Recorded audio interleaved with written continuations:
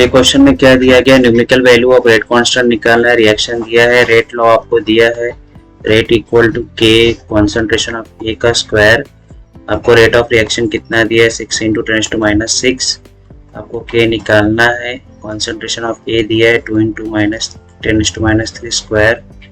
सो 6 into -6 के कितना हो गया 4 इंटू -6 कैंसल, के कितना आ गया 6/4, 3/2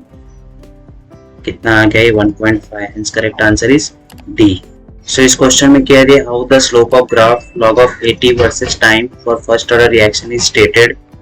सो आंसर क्या होगा, ये आपका फर्स्ट ऑर्डर, पहले तो इसको इस फॉर्म में कन्वर्ट किया है, so y equal to mx plus c, so m is what slope, x क्या है आपका टाइम हो गया क्योंकि वर्सेस टाइम बोला हुआ है, एंड ये log of AT कहाँ पे आएगा y एक्सिस पे, सो स्लोप आप देख सकते हैं यहाँ पे क्या -k/2.303, hence correct answer is D. So ये क्वेश्चन में क्या दिया, रेट ऑफ रिएक्शन आपको दिया गया है, okay, and concentration of A and concentration of B भी दिया है, पूछ रहा है calculate the rate constant if the reaction is first order in both A and B. So आप कैसे लिखोगे इसको, first order in A and B, so rate equal to rate constant into आपके दो रिएक्टेंट थे A and B, first order in A and B बोला मतलब दोनों का पावर क्या है आपका यहाँ पे 1, सो यहाँ पे ऐसा 1 लिख दो, सो आपको k निकालना है, so rate equal to concentration of A concentration of B, power क्या है आपकी 1 है, सो रेट का वैल्यू कितना दिया है आपको 6 इंटू 10⁻⁴, कॉन्सेंट्रेशन ऑफ ए आपको कितना दिया 0.3, 3 इंटू -1 ले लो इसको, कॉन्सेंट्रेशन ऑफ बी कितना दिया 0.1, अगेन 10⁻⁻1, सो 3 2 जा, एंड आपका ये -4 और ये क्या माइनस है, सो क्या आ जाएगा यहाँ पे -4 + 2, आपका आंसर क्या होगा 2 into 10⁻², okay, hence correct answer is C. So ये क्वेश्चन में क्या दिया गया, calculate rate constant of a first order reaction having half life of 6 hour. So rate constant and first order के लिए रिलेशन क्या है, half life and rate constant में k equal to 0.693 divided by क्या t हाफ, सो 0.693 टी आपका कितना value दिया है 6 आवर, सो आप इसको डिवाइड करोगे कितना आएगा, कट करो 1, ओके 0.1, फिर आपका अगेन 1 टाइम जाएगा, कितना बजेगा 33, फिर आपका 0.11 में कुछ आंसर है, correct answer is C.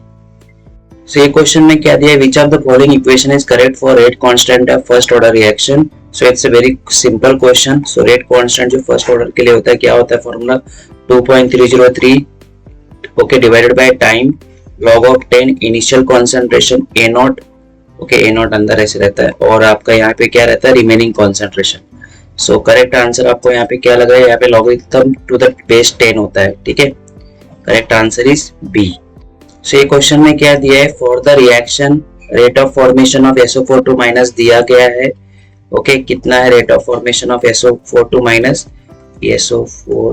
Minus dt, क्या वैल्यू दिया है आपको 0.022,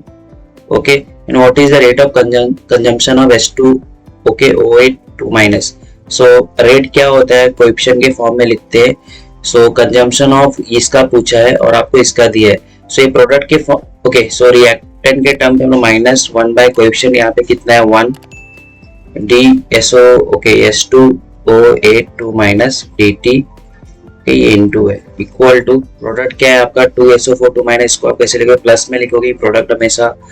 प्लस में लिखते हैं, क्यों, क्योंकि प्रोडक्ट का कॉन्सेंट्रेशन क्या होगा बढ़ेगा। सो आपको ये डेटा दिया है, यहाँ पे आपको ये डेटा दिया हुआ है, आपको निकालना क्या ये, सो हाफ इनटू इसका वैल्यू कितना दिया है 0.022, तो आपको कितना आंसर है 0.011, हेंस करेक्ट आंसर यहाँ पे क्या है बी। सो ये क्वेश्चन में क्या दिया, what is the half life period of reaction with initial concentration of reactant कितना दिया है 0.5 mole, okay dm³ and what is and the rate constant equal to कितना बोला ये, सो हाफ लाइफ क्या हो गया आपका 0.693 divide by rate constant, so 0.693 rate constant का वैल्यू क्या है 0.0693,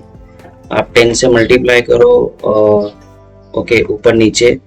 सो ये नीचे 10 से मल्टीप्लाई किया तो आपका 0.693 इंटू 10, नीचे भी क्या हो गया 693, कट किया कितना आया 10 मिनट। ओके, क्योंकि इसका यूनिट कितना दिया मिनट इनवर्स, तो टाइम ही मिनट में आएगा।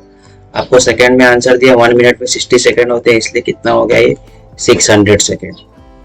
ओके,